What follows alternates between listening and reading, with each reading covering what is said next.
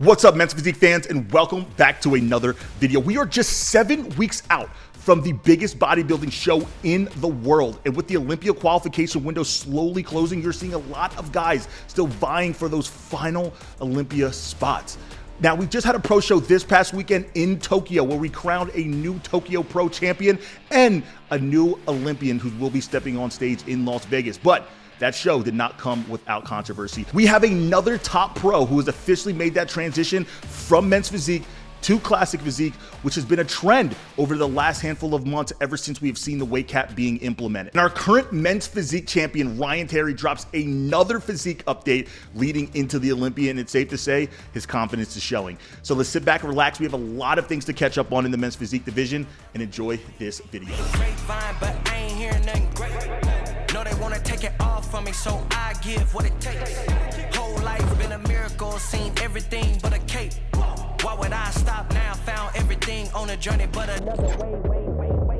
Look, over the last few days, I've been getting a lot of requests to cover the Tokyo Pro. Now, there's been a lot of controversy that seemingly came out of this show, and when I take a look at those who placed in that top 6, I didn't necessarily see what a lot of people were so up in arms about, but as I took a deeper dive into the actual placings and not let the judge's final decision kind of sway me into making a decision and just looked at the physiques for the actual physiques.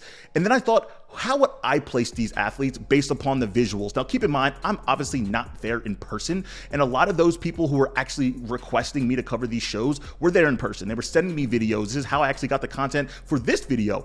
But nonetheless, it's safe to say that I would have had things slightly different. And coming in at 6th place, we have Shun Shiniko. And guys, I'm going to apologize in advance. I could be completely butchering these guys' names, but nonetheless, I do think that he could have placed a little higher than 6th place. I love his front shot compared to a lot of the guys who were in that first call out. I personally would have had him closer to that maybe 3rd, 4th place spot, but one thing that still he needs to work on, which has been a consistent issue with his in the past, is bringing up that density through the back. Nonetheless, I love his posing. I do believe he actually set himself up for success simply based off of his presentation. The way that he manipulated his waistline, I think that his pop could have been a little bit more emphasized, but nonetheless, having him in that 6th place spot was a little low to me comparative to anybody else. Now, do I think that was a robbery?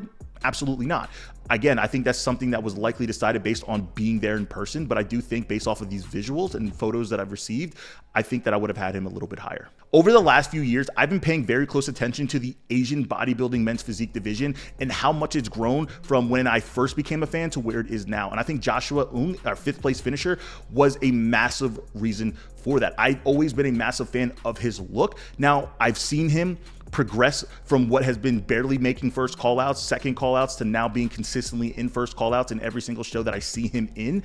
But I do think if he can continue to fine tune his posing, he is somebody who will be easily in those top 3 conversations rather than just breaking that first call out. I am a massive fan of his pop, his conditioning. I think he peaked very, very well, and he is very balanced from front to back. And that's one thing that you don't typically notice from Asian bodybuilders, is simply they lack in the back department. They might have the most aesthetic midsection and front shots of all time, but when they face the back, it tends to be a little more to be desired when comparing next to some of our top Olympians or even just Olympians in the States. But massive fan of his look. He can continue to improve, fine-tune his posing. He will be higher in future shows. And coming in at 4th place, we have Shago Seitao, and that sounds like probably the coolest anime character name I've ever witnessed in my life, but nonetheless, he looked amazing. He's somebody who truly separated himself simply based off of conditioning. He also did a very good job maximizing his presentation. Again, a guy who's pretty balanced. You know, this is one thing that I've noticed front to back. Asians are starting to really focus on prioritizing their back. And even though I do believe his physique still needs a little bit more of everything, I think that he had enough balance and next level of conditioning that put him in that 4th place spot. I do believe 4th and 5th were very close, but I think that separated them is their ability to actually present their physique. And coming in at 3rd place, we have a guy who I actually had the opportunity to compete with in India, in Rahul. Rahul is a pride of India, guys. See, there's a lot of fans who want to see Rahul succeed, and I do think that he looked phenomenal coming into the Tokyo Pro, but I do also believe that he had a lot of self-inflicting wounds through his posing. Again, presentation, guys, is everything. It's everything. But I will also say this, I think Rahul had the best back on stage. The best detail, he was somebody who truly stood out to me, and he was somebody who I was trying to decide whether or not I would have had him higher. Again, I've seen him nail previous peaks, and I've also seen him miss previous peaks. When I went against him in India, I think he just completely missed the mark. But here in Tokyo, I actually think he nailed it pretty well. Again, very conditioned, crazy back. I just think he is somebody else who needs to continue to add on to his frame. Just a little bit of everything will take him so much further. You know, he does have a crazy amount of positives to his look. The one thing I would recommend to Raul is simply trying to manipulate that back hip waistline just a little bit more. If you notice that back hip, you can still see a little bit more of a flare towards that lower oblique, which kind of takes away from the taper, right? Usually when you look at an X frame, you think of a wide shoulders down to a very small waist, but the way that his lower abdomen or lower oblique kind of bodes back out is something that I would highly recommend him trying to offset by slightly angling his look, and I think that would add so much more to his physique. But again, he came in condition. He had the best back on stage. Again, I think it's just more time that's going to be required in order for him to, you know, be one of those next guys in India who qualify for the Olympia. The decision between first and second place seems to be what a lot of people are up in arms about. Now, like I said, I wanted to use my own eyes and my own judgment to see who I personally would have had in that first place spot. Now, when I look at these two physiques, Thanos has always been known for having that freak factor, that size, that mass, not only from the upper body, but look at his legs, like just absolute slabs of meat hanging off. Dude looks absolutely insane. I will never forget when I came across his Instagram page for the first time and just saw some of the photos that he's taken on there. It just doesn't make sense. Like, I didn't know what water they were drinking in Asia, but I remember thinking I need to take a flight down there because this man, when I was first coming up in the bodybuilding, was just somebody who just literally didn't look real. Just does not look real. And then I had an opportunity to compete with him in New York, meet him, and he is a great guy, but that freak factor didn't necessarily translate on stage. So I wanted to make sure you guys are understanding that the photos never tell the true justice. So that's why it's hard to make this decision. But when I look at second place, and I've actually had an opportunity to see him when he competed at the Texas Pro, I personally would have been leaning more towards our second place finisher to take home that win, simply because of what the standard of men's physique is, more streamlined. Again, eliminating the wow factor of how freaky Thanos looks, and it's literally in his name. Like he looks like a Thanos. Like you can't really describe it any better. But when I look at our second place finisher, I just believe that he looks more men's physique. He looks more streamlined. He looks more clean. He looks just more polished for what the division is looking for. But you also have to understand who is actually judging the show. Sandy Williamson, a top Olympian judge. So with that in mind, this could have been a statement, right? Again, we weren't there in person. I do think that Thanos was more complete from front to back, but I also think that he was more pushing the realm of what the division doesn't necessarily want to lean more towards. And I think that June had more of that traditional, clean, polished men's physique look. Again, he does need to bring up his back. That's always been something that he needed to prioritize. I actually had a conversation with him, and he is fully understanding that him and Neil Yoda Hill need to focus on bringing up that density through the back, because it's only a matter of time before he's an Olympian. But I do think that he personally should have won this show based off of what the standard of men's physique is. But again, this is apples and oranges. I think the differences between these two physiques, yes, and though dramatic might when you look at it, I just think that anybody could have won this show. So just because I would have had June in first doesn't mean that Thanos necessarily didn't deserve for the win. It's just, you know, there's a panel that day and they chose who they thought best fit the division standard that day. And at the end of the day, I think they both showed up extremely well. They both maximized their look, their peak. It was just more of an apples and oranges type of situation. But nonetheless, all of these guys looked absolutely amazing. The Asian bodybuilding community is blowing up. The international bodybuilding community is blowing up. So if you guys are fans of men's physique, make sure you're paying very close attention, because I'm telling you guys right now, just like we saw the overtake in Brazil with all the top guys coming over here and just starting to dominate, you're going to slowly start to see a lot of these other countries, whether it's Asia, India, Africa, these guys are going to make some noise in the US bodybuilding scene. And the trend seemingly continues. There's been a lot of guys hinting or actually officially making that transition from men's physique to classic physique. And in our most recent official update, even though we felt like we probably were expecting this, is Caike is officially making that transition. Guys, Caike to me has always had one of the freakiest physiques in men's physique. I will never forget when I first saw him in person. Like, people think that a lot of guys are big when they see him online, but he was somebody who just stood out because of his density, his size, his legs were insane, and obviously his conditioning was absolutely next level. Caike never necessarily had the smallest waist, but he had so many positive attributes of his physique that I always thought this would fit better in classic physique. Like, I felt like he was holding his physique back. And though I think a lot of guys are making that transition to classic prematurely, or, just based off of, emotion or a fad, I think Caike's transition was 100% the best decision for him. I mean, look at his look. I mean, there isn't much to actually argue about whether or not he fits in the men's physique division anymore. I mean, he always was popping out of his board shorts. He was always just the biggest guy on stage, and now he has an opportunity to stop holding his physique back in men's physique and focus on putting on as much tissue as possible, because his off seasons were never crazy. He only had to bring up his back. Everything else was where it needed to be. If anything, it needed to downsize. And like I said in the previous videos, guys, when it comes to bodybuilding, we want to focus on building our bodies, like progressing it forward, right? That's just evolution, right? To continue to grow and get better and bigger. But when it comes to his physique, he actually had to do the opposite. Like, he had to degress his physique in order to fit the division that he wanted to be in at that time. And if I had to take a guess, I think that he's going to be stepping on stage at the Legion Sports Festival. That's just me. I know his coach lives closer out there. I know that could be a good opportunity for them to have a hands-on approach. And I also think that with the conditioning level that I clearly see him getting into, that he's easily going to be able to make that timeline. He's always been somebody who can get pretty conditioned pretty quickly. So I'm excited to see what he does going into the 2025 season and his new venture into classic physique. But I do want to say this, brother, thank you so much for everything you've done for men's physique. He was one of those guys who came over internationally from Brazil and started to truly make a name for himself in the men's physique division, allowing our division to grow rapidly. And I'll always be a fan for who he is and what he has done for our division. So good luck in the classic physique division, brother. And again, I'm just happy I don't have to stay next to your big ass anymore.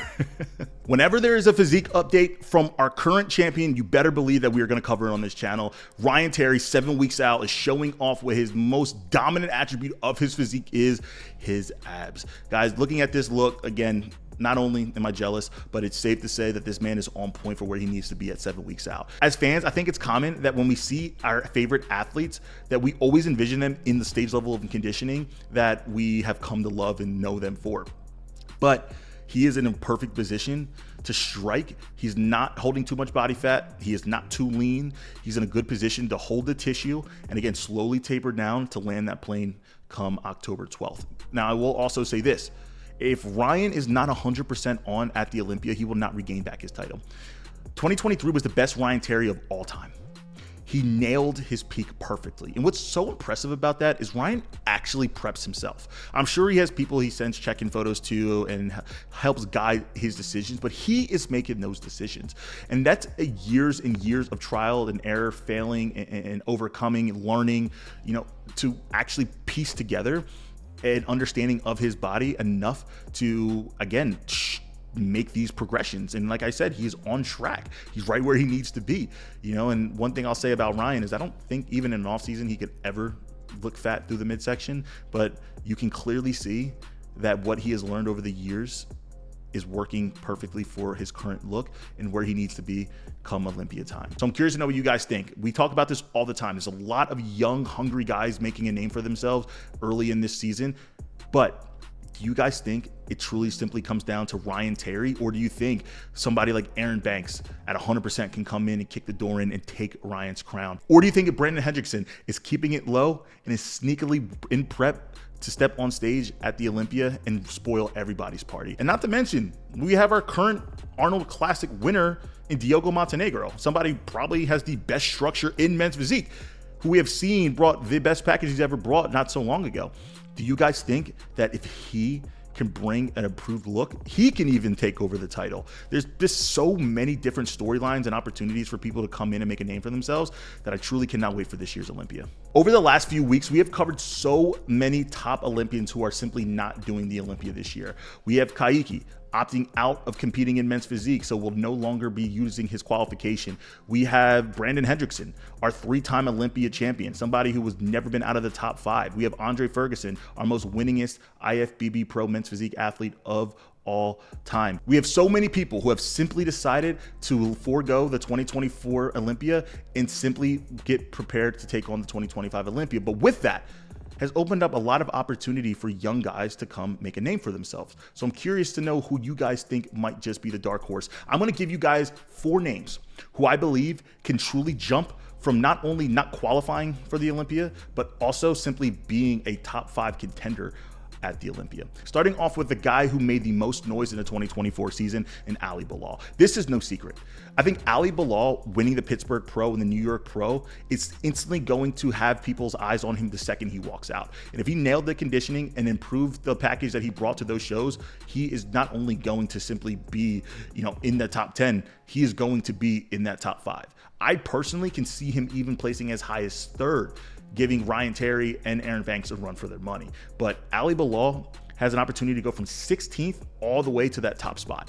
So with that being said, if he can just continue to compound on the package that he brought, it's going to be very hard to beat. And another guy who I think a lot of people are sleeping on is Miroslav. He placed 2nd behind Aaron Banks at Dubai, and he has always been somebody who's been extremely consistent in the packages he brought. He is probably going to be the most conditioned guy on stage. He is probably going to be one of the most fullest guys on stage. Again, not the biggest, but the guy who maximizes the muscle that he does have. If he can fine tune his posing, which is something that he's been working on, he can still have time to bring up that back. That's the one thing that's going to be holding him back. Because I do think on the Olympia stage, you need to be balanced. But if he can bring up that back enough, I think that he's not only going to break the top 10, he can be giving a lot of those guys in that 7 to 8 range a run for their money, because again, the conditioning speaks for itself. And then not only that, the maximizing of the muscle that he has, the fullness is going to be there. He always is consistent. And I think with last year's Olympia, it showed there was a lot of guys who were inconsistent. And because of that, they just fell out of that top spot. But again, the consistency will reign supreme.